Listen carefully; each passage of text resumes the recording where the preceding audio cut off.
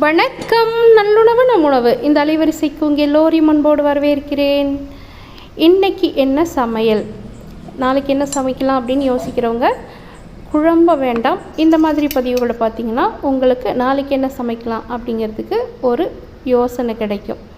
ஒன்றுமில்லை, பருப்பு சட்டியில் பருப்பு போட்டு ஒரு பக்கம் அவிச்சாச்சு. இன்னொரு பக்கம் காலையில் இட்லிக்கு தொட்டுக்கிறதுக்கு புதினா மல்லி துவையல், பூண்டு, இஞ்சி, கருவேப்பிலை, கொத்தமல்லி, புதினா எல்லாம் சேர்த்து வதக்கி எடுத்துகிட்டு தேங்காயோடு சேர்த்து அரைச்சி எடுக்க போகிறேன்.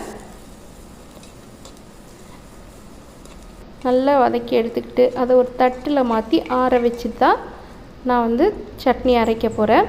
கூட ஒரு துண்டு புளியும் சேர்த்துருக்கேன். தேவையான அளவு உப்பு.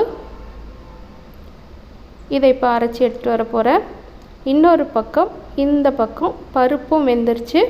இந்த பருப்பையும் எடுத்து மத்து போட்டு நல்லா கடைஞ்சி எடுத்துட்டு இதுக்கு தேவையான, அதாவது குழம்புக்கு தேவையான கார மிளகாத்தூள், குழம்பு மிளகாத்தூள் எல்லாமே சேர்த்துட்டு அரிசி கழுவின தண்ணி இருக்குது பாருங்கள், அந்த கடைசி தண்ணி அதையும் இது கூட சேர்த்து வைக்கிறேன்.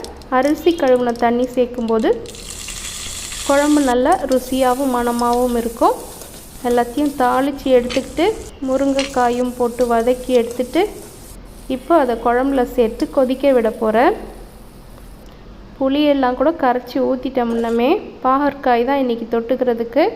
சோறு ஒரு பக்கம் வெந்துட்டுருக்கு, குழம்பு நல்லா கொதிச்சிட்ருக்கு. இந்த பக்கம் இப்போ பாவக்காய் குழம்பு இறக்கிட்டு பாகற்காய் வச்சுக்கலாம்.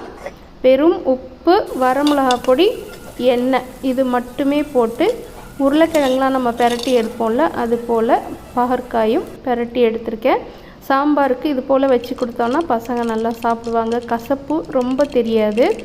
அடுத்தது கல்யாண முருங்கைக்கீரையை பொரியல் செஞ்சுக்கிறேன். தினமும் ஒரு கீரை பொரியல் நம்ம சாப்பிட்டோம்னா அவ்வளோ நல்லது. உட்காந்து ஆயறதுக்கு தான் நமக்கு கொஞ்சம் நேரம் தேவைப்படும். பரபரன்னு ஓடிட்டு வேலை செஞ்சிட்டே இருக்கும் பொழுது இதை நம்ம செய்ய தவறுறோம். ஆனால் செஞ்சிட்டா நம்ம இது போல் ஒரு கீரை பொரியலும் செஞ்சு நம்ம சாப்பிட்டா அவ்வளோ நல்லது உடம்புக்கு. சமையலெல்லாம் முடிச்சாச்சு.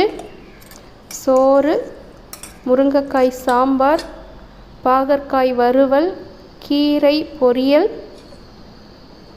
புதினா மல்லி சட்னி, இட்லி பசங்களுக்கு கட்டி வச்சாச்சு. இந்த பக்கம் கொஞ்சம் அரிசி ஊற வச்சு உப்புருண்டையும் செஞ்சு வச்சுட்டேன். சாயங்காலம் பசங்க வந்தால் சாப்பிட்றதுக்காக.